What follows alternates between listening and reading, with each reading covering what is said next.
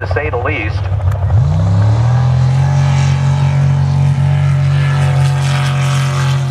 Paul is one of those smooth drivers, and when I talked about putting the tip of the boat on the island, this is the guy that will do that. Like there. Paul is one of those guys you can study to see how smooth he is. Once again, right there on the tip of the island, as he goes around, it almost looks like he's on the island.